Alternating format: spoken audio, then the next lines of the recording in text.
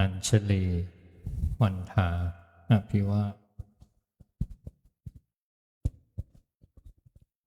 อัญชลีวันทาอภิวาท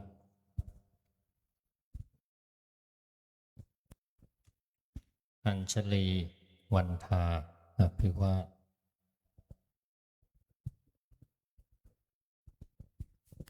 อัญชลีวันทาอัญชลีโยโสภะคะวะ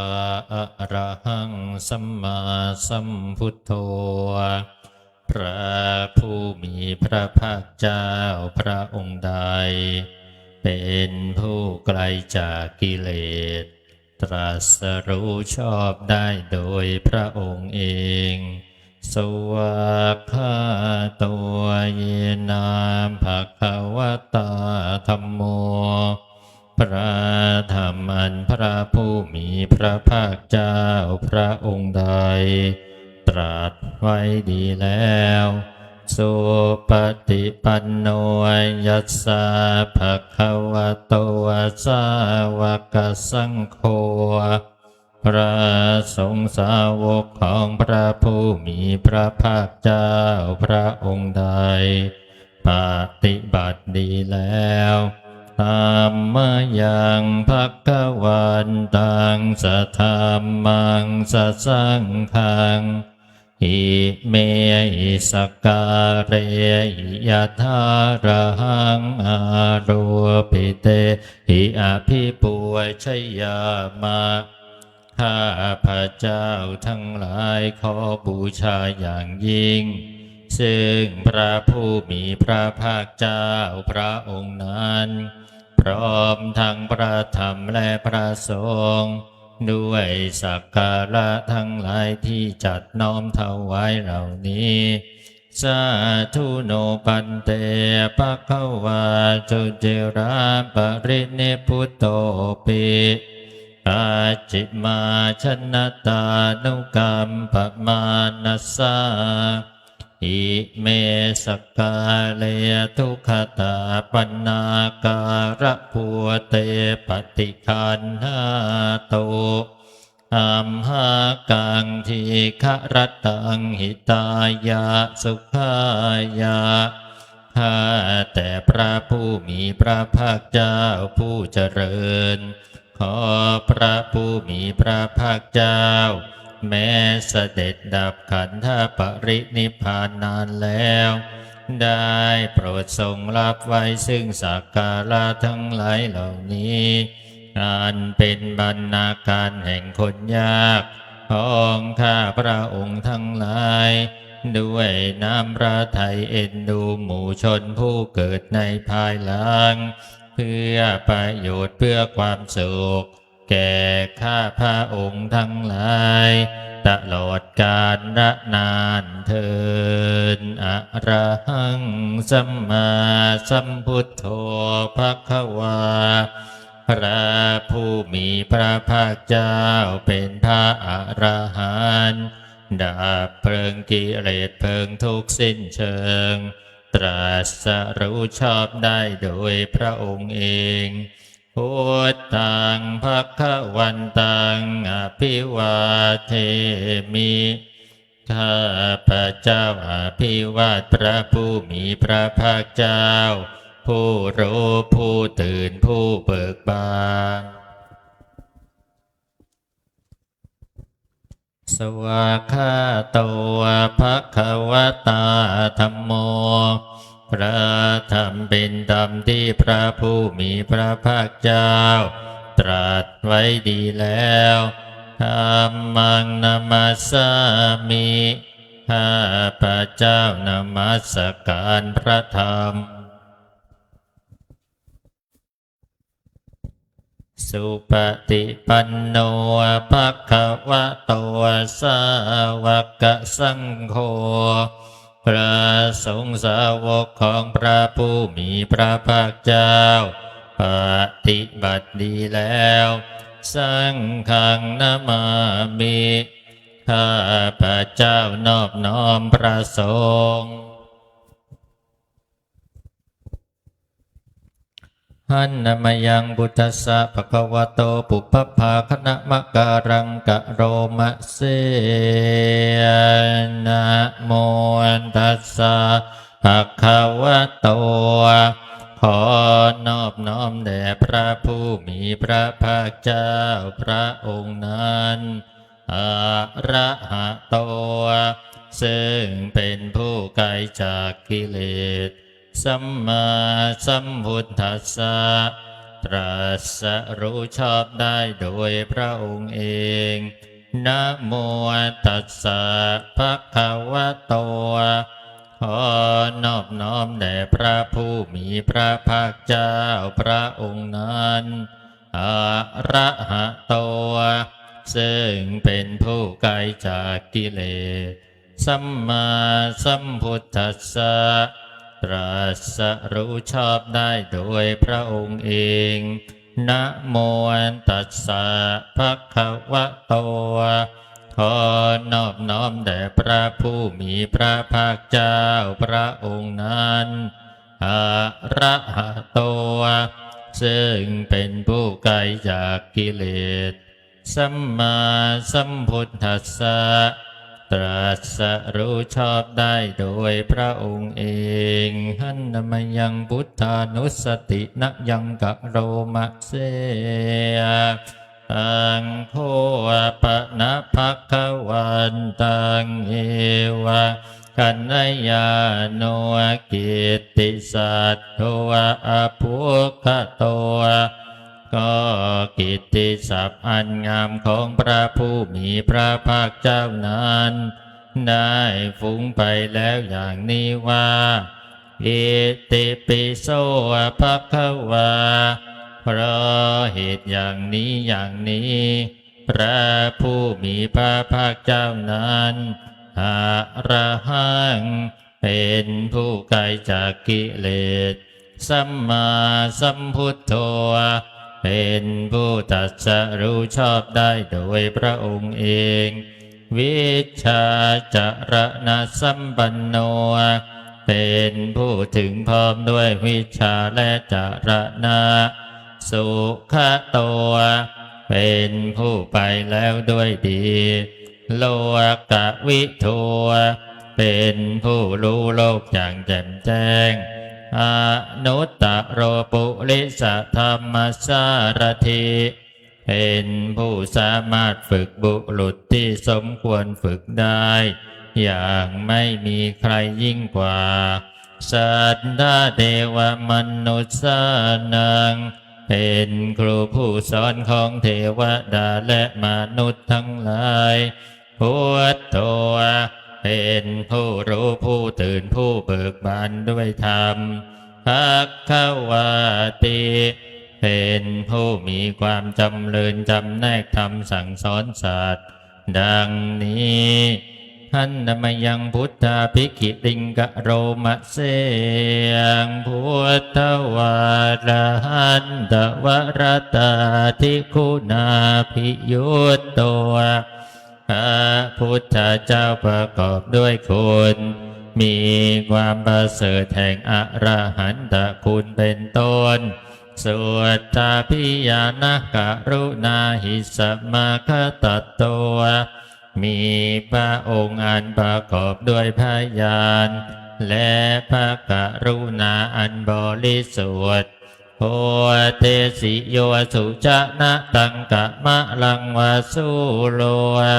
พระองค์ได้ทรงกระทำชนที่ดีให้เบิกบานดูดอาทิตย์ทำบัวให้บานวันธรรมหังตะมะระนังศิลาสาชิเนนทังข้าพระเจ้าไหว้พระชินนสีผู้ไม่มีกิเลสพระองค์นั้นด้วยเสียงก้าวพุทธวโยสัพพปานีนังสารนังเขมมุตตมังพระพุทธเจ้าพระองค์ใดเป็นสารณะอันเกษมสูงสุดของสัตว์ทั้งหลายปัทมานุสติทานังวันดามิตังสิเลนะหังข้าพระเจ้าไหว้พระพุทธเจ้าพระองค์นั้น อันเป็นที่ตั้งแห่งความละลึกองค์ที่หนึ่งด้วยเสียงก้าวพุทธัสสะจะมิตาโชวะพุทโธเมจามิกิจจโรข้าพระเจ้าเป็นทาสของพระพุทธเจ้าพระพุทธเจ้าเป็นนายมีอิสระเหนือข้าพระเจ้าพุทโธทุกขัสสะกตาจะวิทาตาจะหิตัสสะเมพระพุทธเจ้าเป็นผู้กำจัดทุกข์และทรงไว้ซึ่งประโยชน์แก่ข้าพระเจ้าพุทธัสสะหังนิยาเทมิสลีลันชีวิตันจิทังข้าพระเจ้ามอบกายถวายชีวิตนี้แด่พระพุทธเจ้าวันดันโตหังจะลิจามิพุทธเจวะสุโพธิตังข้า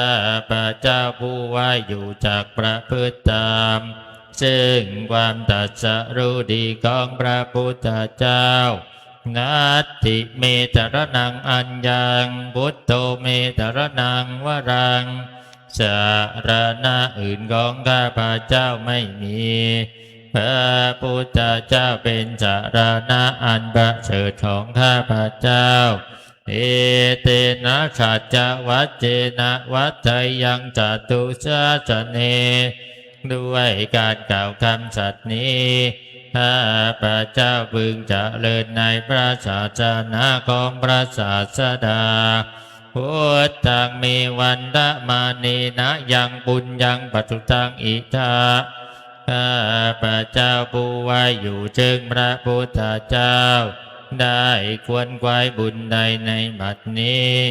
จะเปปิอันตรายามิมาเหสุงตัสสะเตชัสสะอันตรายทั้งปวงอย่าได้มีแก่ข้าพระเจ้าด้วยเดชแห่งบุญนั้นเยนะวาจายวะเจตสาวาด้วยกายก็ดีด้วยวาจาก็ดีด้วยใจก็ดีพุทเตกุกัมมังปะกะตังมะยายังกรรมหน้าที่เพียรอันใดที่ข้าพระเจ้ากระทำแล้วในพระพุทธเจ้าพุทโธปฏิคันหตุอัจจยันตังขอพระพุทธเจ้าจงงดถึงโทษล่วงเกินอันนั้นกาลันตะเลจังวะลิตุงวะพุทเทคือการจำรวมระวังในพระพุทธเจ้าในการต่อไปหันนมยังธรรมานุสตินยังกะโรมะเสนสวากาโอภะคะวะตาธัมโมพระธรรมเป็นสิ่งที่พระผู้มีพระภาคเจ้าได้ตรัสไว้ดีแล้วสันทิฏฐิโกเป็นสิ่งที่ผู้ศึกษาและปฏิบัติพึงเห็นได้ด้วยตนเองอากาลิโกเป็นสิ่งที่ปฏิบัติได้และให้ผลได้ไม่จำกัดการเอหิปัสสิโกเป็นสิ่งที่ควรกล่าวกับผู้อื่นว่าท่านจงมาดูเถิดโอปะนะยิโกเป็นสิ่งที่ควรน้อมเข้ามาใส่ตัวปัจจัตตังเวทิตัปโปวินโยหิติเป็นสิ่งที่ผู้รู้ก็รู้ได้เฉพาะตนดังนี้อันธรรมยังธรรมาภิกขิติงกะโลมะเสนสวากขาตตาติคุณโยวะคะวะเสนะไสโยพระธรรมเป็นสิ่งที่ประเสริฐเพราะประกอบด้วยคุณคือความที่พระผู้มีพระภาคเจ้าตรัสไว้ดีแล้วเป็นต้นโยมัคคะปะกะปริยัตติวิโมกขเพโทเป็นธรรมอันจำแนกเป็นมรรคผลปริยัติและนิพพานพระโมกุโลกปะตะนาตะตาทาริทาลีเป็นธรรมทรงไว้จึงผู้ทรงธรรมจากการตกไปสู่โลกที่ชั่ววันธรรมหังตะมหะลังวรธรรมเมตัง ข้าพระเจ้าไหว้พระธรรมอันประเสริฐนั้นอันเป็นเครื่องขจัดเสียซึ่งความมืด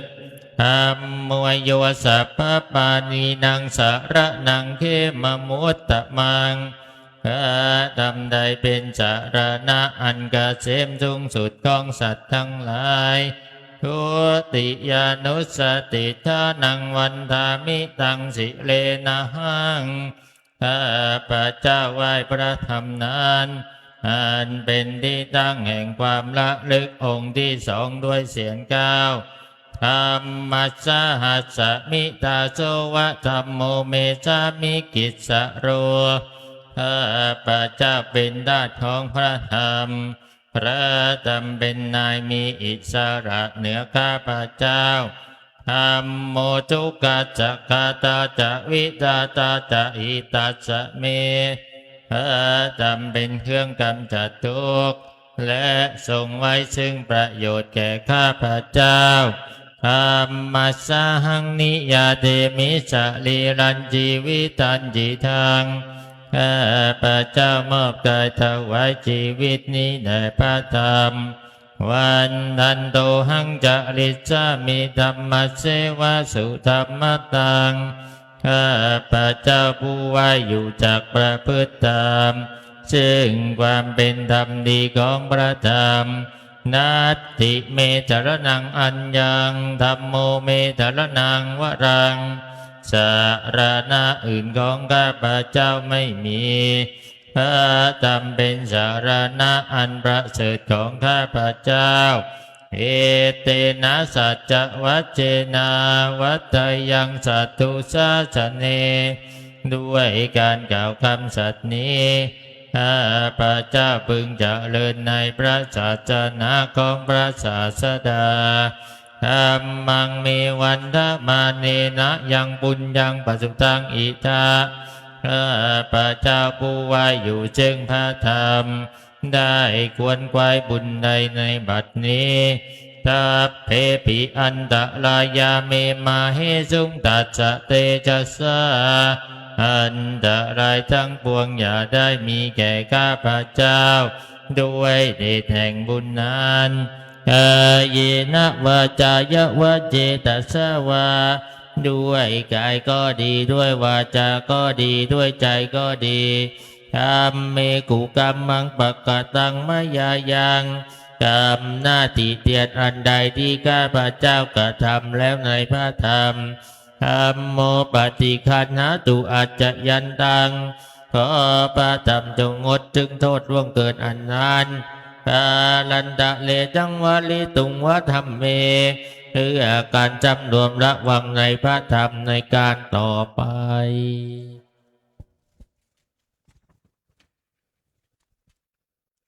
หันนมยังสังขานุสตินะยังกะโรมะเสงสุปฏิปันโนภะคะวะโตภะวะกะสังโฆทรงสาวกของพระผู้มีพระภาคเจ้าหมู่ใดปฏิบัติดีแล้วอุชุปฏิปันโนภะคะวะโตสาวกสังโฆทรงสาวกของพระผู้มีพระภาคเจ้าหมู่ใดปฏิบัติตรงแล้วยายะปฏิปันโนภะคะวะโตสาวกสังโฆทรงสาวกของพระผู้มีพระภาคเจ้าหมู่ใดป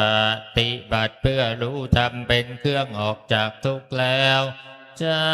มีจิปฏิปันโนภะคะวะโตสาวกสังโฆทรงสาวกของพระผู้มีพระภาคเจ้าหมู่ใดปฏิบัติสมควรแล้ว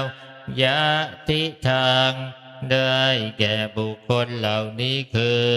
จัตตาริปุริสยุคานิอัฏฐปุริสปุคลาคู่แห่งบุรุษสี่คู่นับเรียงตัวบุรุษได้8บุรุษเอสะภะคะวะโตสาวกสังโฆ นั่นแหละสงฆ์สาวกของพระผู้มีพระภาคเจ้าอาหุนายโยเป็นผู้ควรแก่สักการะที่เขานำมาบูชาปาหุนายโยเป็นผู้ควรแก่สักการะที่เขาจัดไว้ต้อนรับทักขินายโยเป็นผู้ควรรับทักษิณาทานอัญชลิกะนิโย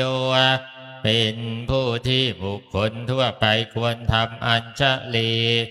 อนุตตรังปุญญเกตังโลกัสสติเป็นเนื้อนาบุญของโลกไม่มีนาบุญอื่นยิ่งกว่าดังนี้อันนมยังสังฆาภิกิติงกะโลมัสเสนสัตตมะโชวสุปฏิปัตติคุณาทิยุตโตพระสงฆ์ที่เกิดโดยพระสัทธรรมประกอบด้วยคุณมีความปฏิบัติดีเป็นต้นโยทัพพิโทอริยปุคละสังฆเสโตเป็นหมู่แห่งพระอริยบุคคลอันประเสริฐแปดจำพวกสีลาติธรรมปะวะราชยกายจิตโตมีกายและจิตอันอาศัยธรรมมีศีลเป็นต้นอันบวรวันดามหังตะมะลิยานักขันังสุดังข้าพระเจ้าไหว้หมู่แห่งพระอริยเจ้าเหล่านั้นอันบริสุทธิ์ด้วยดีสังโฆโยสัพพปานีนางสาระนางเขมะมุตตะมังพระสงฆ์หมู่ใดเป็นสารณะอันเกษมสูงสุดของสัตว์ทั้งหลายตติยานุสติทานังวันตามิตังสิเลนะหังข้าพระเจ้าไหว้พระสงฆ์หมู่นั้นอันเป็นที่ตั้งแห่งความละลึกองค์ที่สามด้วยเสียงก้าวสังฆัสสะหัสสะมิตาโสวะสังโฆเมสามิกิสสะโรข้าพระเจ้าเป็นทาสของพระสงฆ์พระสงฆ์เป็นนายมีอิสระเหนือข้าพระเจ้าสังโฆทุกขจักขาตาจะวิตาตาจะอิตัสสะเมพระสงฆ์เป็นผู้กำจัดทุกข์และทรงไว้ซึ่งประโยชน์แก่ข้าพระเจ้าสังฆัสสะหังนิยาเตมิจะลีลันชีวิตันจิตังข้าพระเจ้ามอบกายถวายชีวิตนี้แด่พระสงฆ์วันดันโตหังจาริตามิทังคัจโจปฏิปันนตังข้าพระเจ้าผู้ไว้อยู่จากประพฤติตามซึ่งความปฏิบัติดีของพระสงฆ์นาติเมตรนังอัญญังสังโฆเมตรนังวรังสารณะอื่นของข้าพระเจ้าไม่มีพระสงฆ์เป็นสารณะอันประเสริฐของข้าพระเจ้าเอเตนะสัจจวัชเชนะวัตยังสัตตุสาสเนด้วยการกล่าวคำสัตย์นี้ข้าพระเจ้าพึงเจริญในพระศาสนาของพระศาสดาสังฆังเมวันตมาเนนายังบุญยังปตุตังอิทาข้าพระเจ้าผู้ไว้อยู่จึงพระสงฆ์ได้ควรควายบุญใดในบัดนี้จัพเพปิอันตรายาเมมาเฮสุงตัสสะเตชะสาอันตรายทั้งปวงอย่าได้มีแก่ข้าพระเจ้าด้วยเดชแห่งบุญนั้นเยนะวาจายะวะเจตสวาด้วยกายก็ดีด้วยวาจาก็ดีด้วยใจก็ดีทั้งเกกุกรรมังปะกตังมยายังกรรมหน้าติเตียนอันใดที่ข้าพระเจ้ากระทำแล้วในพระสงฆ์ทั้งโคปฏิคันหาตุอัจจยันตัง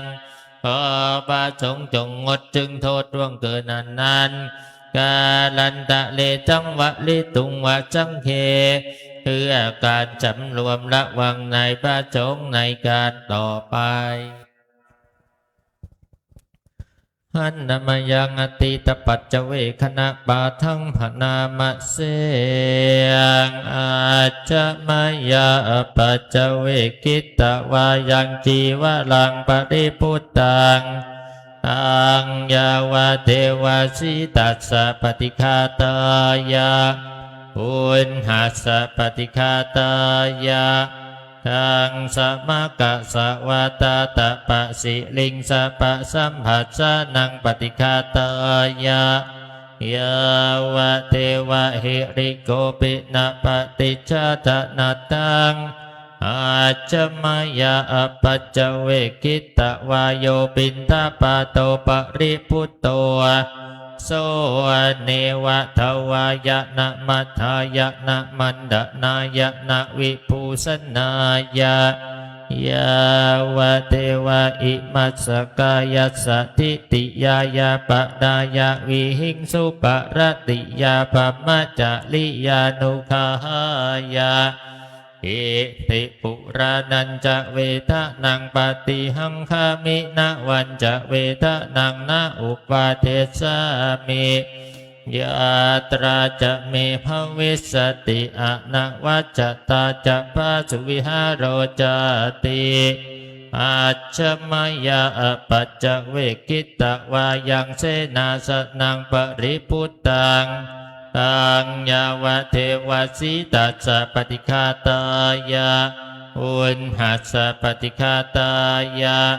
ทังจะมะกะสวะตาตะปะสิลิงจะปะสัมผัสสะนังปฏิฆาตายายาวะเทวะอุตุปะลิสยะวิโนทะนังปฏิสัลลานาลามัตตังอาจมายาปัจจเวกิตตวายโยคิรานะปัจจยะเปสัจจปริคาโรปริพุตโตโสยาวะเทวะอุปันนานังไวยาปาติกานังเวทนานังปฏิฆาตาอัปปยาปัจจปรมัตตายาตินะโมเมสัมปะพุทธานังอุปัฏฐานังมะเหสินังตันหังกะโร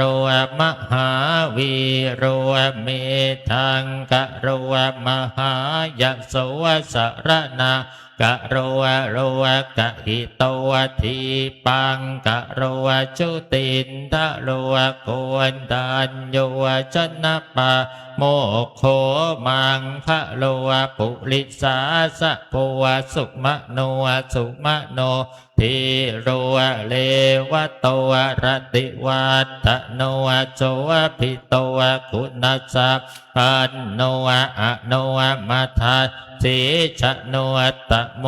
ปะทุโมโลกะปะโทโตนาระโทวรสารถิปะทุโมตะโรสาตัสสาโลสุเมโทอาปติปุคะโลสุชาโตสัพพะโลกะโพปิยทัสสีนะลาสะโพอัตทัสสีกาลุนิโกธรรมทัสติตะโมนุโทสิทธัตโทอะสะโมโลเกติโสจวัฏตังวะโรปุตโสจวะระโทพุทโทวิปัสติจะอนุปะโมสิกิสัพพะอิโตสัตภาเวสะภูสุขทายะโกกะกุสันโทสัตถวาโหโกนาคมะโนระนัตถะโหกาสะโปสิลิสักอันโนโคตะโมสะกะยะปุงคะโวติชยาสนากตาพุทธะเจตวามาลังสวาหนังจตุสัจจะจะพังละสังเยปิวิงสุนราชพาตันหังกะราทะโยพุทธาอัตถเวสตินายกาสัพ เพปติทิตาไมหังมัตตะเกเตมุนิตะลาสีเสปติทิโตไมหังพุทโธธรรมโมทวิโลจะเนสังโฆปฏิทิโตไมหังอุเลสักขะคุณากะโลหะทะเยเมอนุรุตโตจาลีปุตโตจัตถาคิเนโกนัญโยปิติภาคัสมิงโมคัสลาโนจวะมะเกทักขิเนสวะเนไมหังอาจุงอานันทะลาหุโล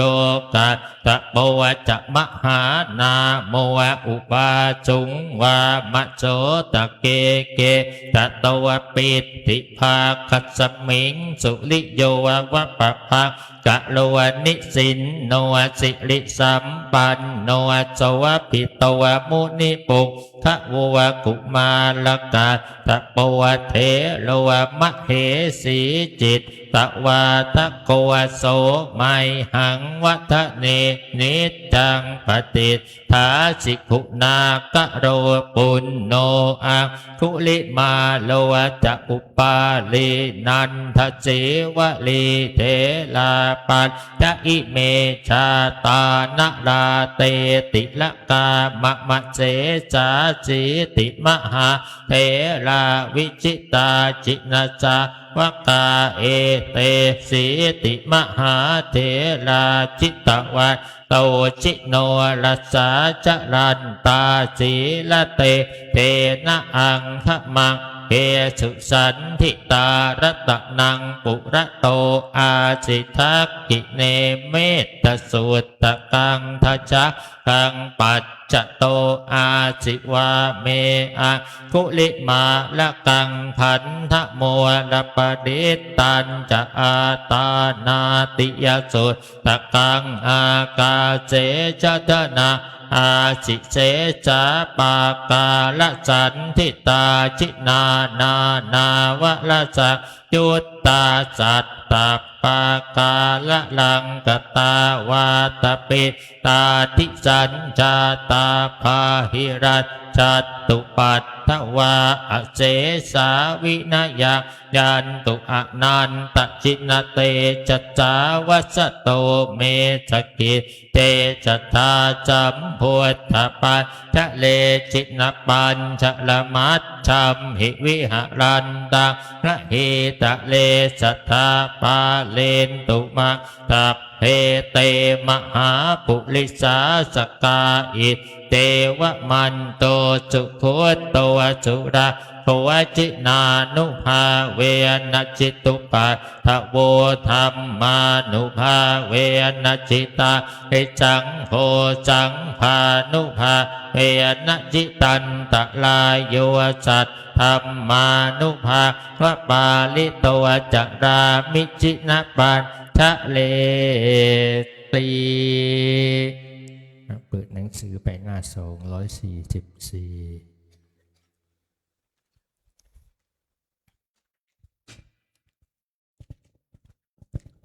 พุทธังชีวิตังเมปุเชมิธัมมังชีวิตังเมปุเชมิสังฆังชีวิตังเมปุเชมิพุทธังวันทามิธัมมังวันทามิสังฆังวันทามิครูอุปัชฌาย์อาจาริยะ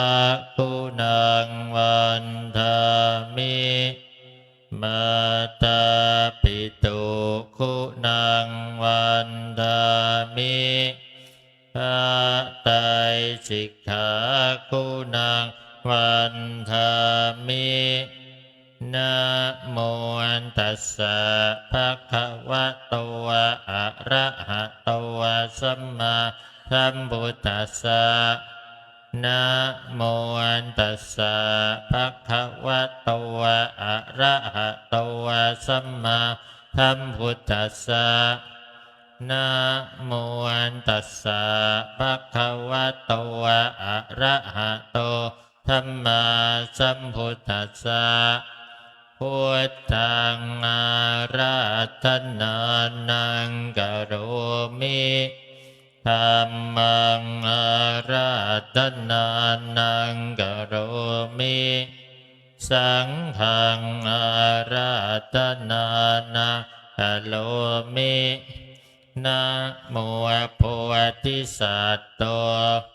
อาคันติมายะอิติภควานะโมโพธิสัตว์โตอาคันติมายะอิติภควานะโมโพธิสัตว์โตอาคันติมายะอิติภควานะโมโพธิสัตว์โตพรหมปัญโยนะโมโพธิสัตว์โตพรหมปัญโยนะโมโพธิสัตว์โตพรหมปัญโยโยโทโสโมหะจิตเตนะพุทธัสสมิงปะปะกะโตมายาคัมมัตเมกะตังโทสังสัพพะปะปังวินาศสันตุโยโทโสโมหะจิตเตนะธัมมัสสมิงปะปะกะโตมายาคัมมัตเมกะตังโทสังสัพพะปะปังวินาศสันตุโยโทโสโมหะจิตเตนะสังคัสสมิงปะปะกะโตมายาคัมมัตเมกะตังโทสังสัพพะปะปังวินาศสันตุนะโมตัสสะภะคะวะโตอะระหะโตสัมมาสัมพุทธัสสะนะโมตัสสะภะคะวะโตอะระหะโตสัมมาสัมพุทธัสสะนะโมตัสสะภะคะวะโตอะระหะโตสัมมาสัมพุทธัสสะนะโมพุทธายะพระพุทธไตรตนะญาณมณีนพลัตน์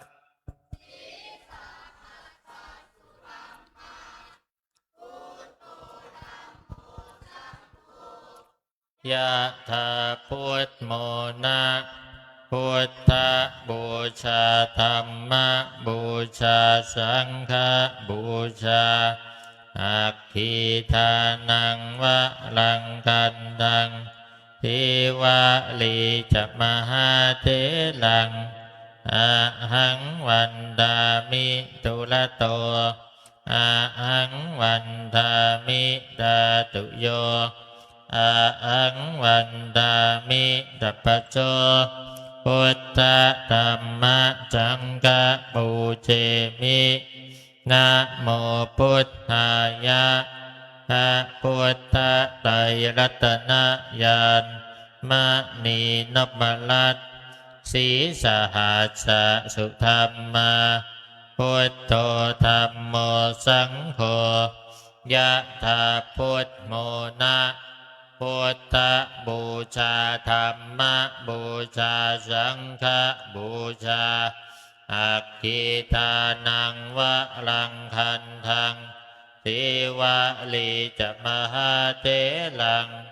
อะหังวันทามิทุละโตอะหังวันทามิดาตุโยอะหังวันทามิตัปปะโสพุทธ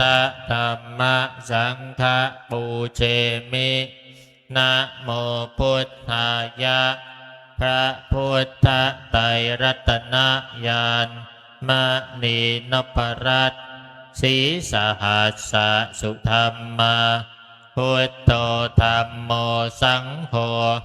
ยะถาพุทโมนะ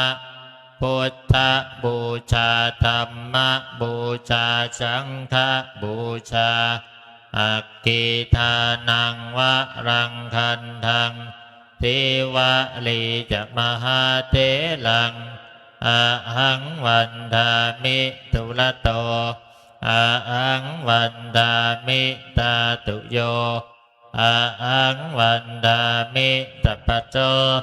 พุทธธัมมะจังกะปูเจมินะโมพุทธายะพระพุทธไตรรัตนญาณมณีนพรัตน์สีสหัสสะสุธรรมาพุทโธธัมโมสังโฆยะถาพุทโมนะพุทธบูชาธัมมบูชาสังฆบูชาอักขิทานังวะรังคันตังทิวะลีจะมหาเถลังอะหังวันทามิทุละโตอะหังวันทามิตาตุโยอะหังวันทามิจัปปะโจพุทธธัมมะจังฆะปูเชมินะโมพุทธายะพระพุทธไตรรัตนญาณมณีนพรัตน์สีสหัสสะสุธรรมาพุทโธธัมโมสังโฆยะตาพุทโมนะพุทธบูชาธัมมบูชาสังฆบูชา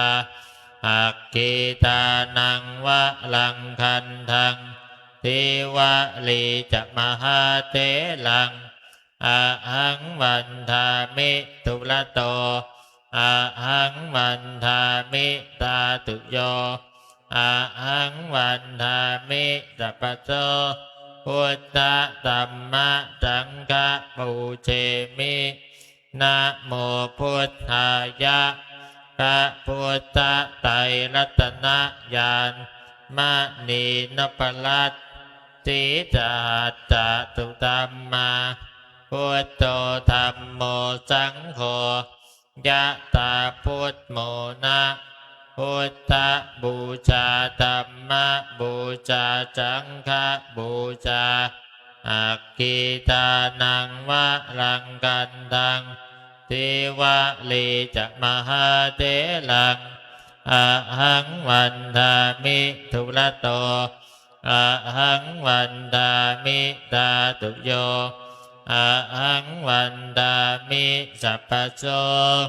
พุทธธัมมะสังฆปูเช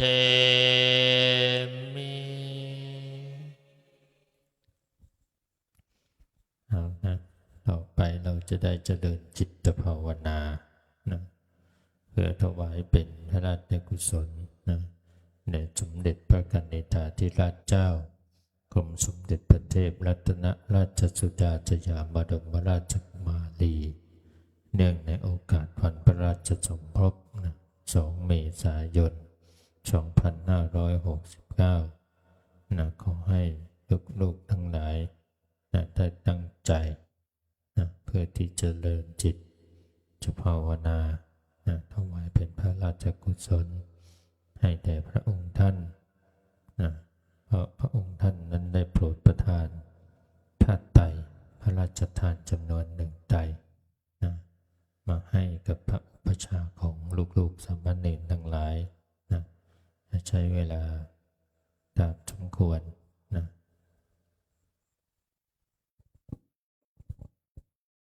ให้หายใจเข้าลึกๆหายใจออกยาวๆใจเข้าลึกๆหายใจออกยาวๆนะสิ่งที่มากระทบที่เราได้ยินนะเราก็ให้กำหนดเอาไว้ในจิตในใจว่าได้ยินเนาะได้ยินเนาะได้ยินเนาะแล้วก็ตั้งจิตตั้งใจให้เป็นสมาธินะ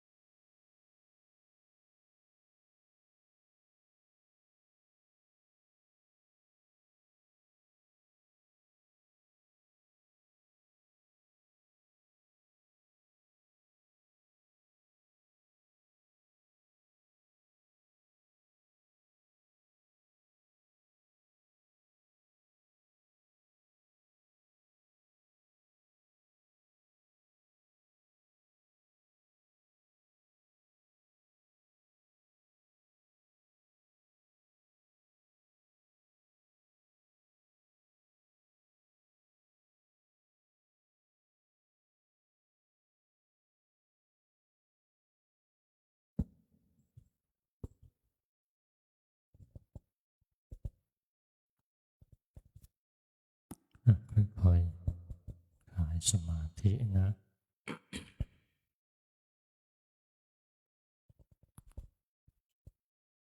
เปิดหนังสือไปที่หน้า52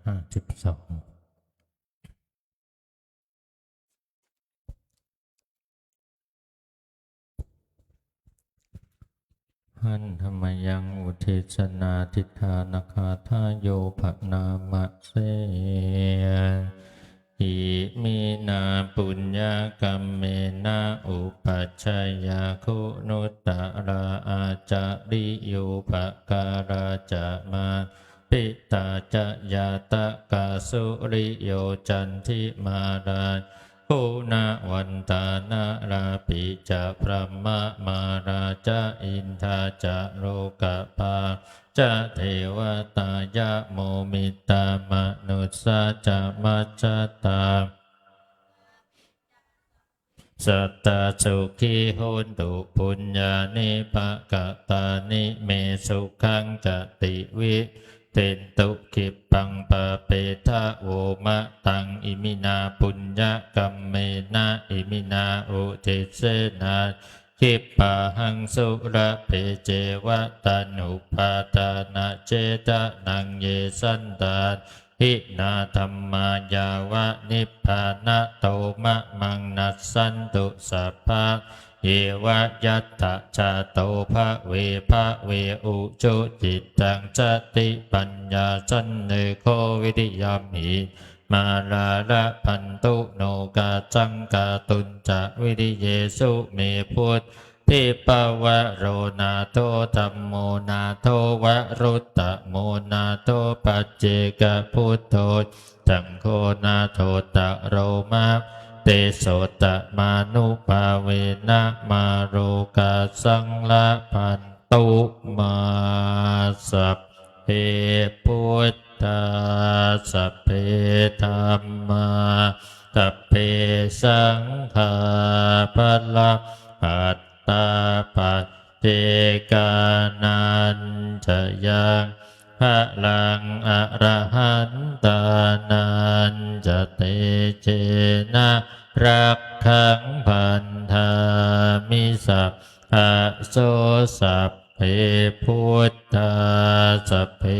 ธัมมาสัพเพสังฆาปัลละปัตตาปัจเจกานันจะยังพระลังอรหันตานันจะเตเจนะรักขังพันธา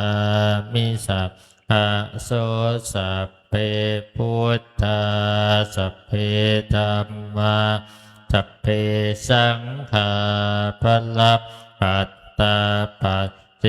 กานันจะยังพระลังอรหันตานันจะเต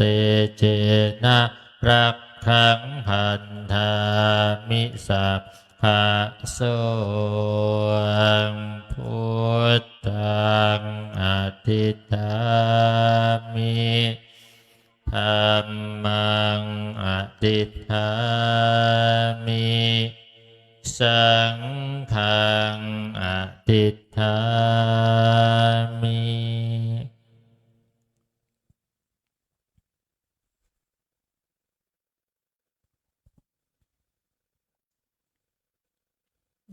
กราบพระรัตนตรัยพร้อมเพรียงกัน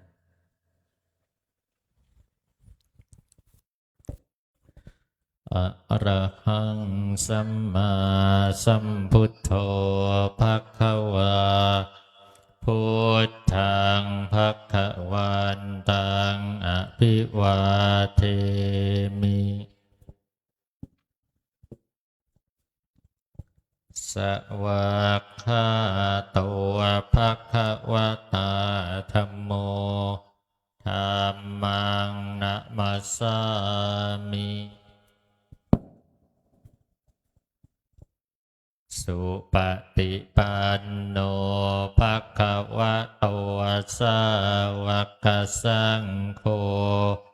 สังฆังนะมามิ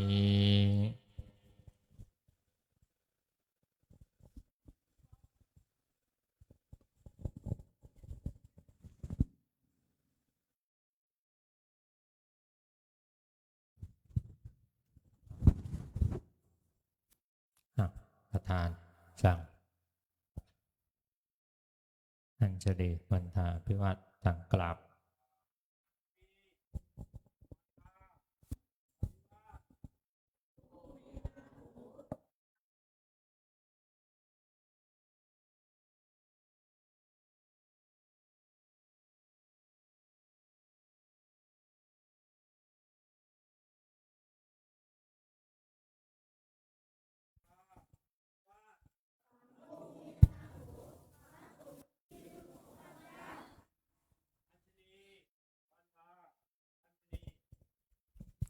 นั่งเพียบลง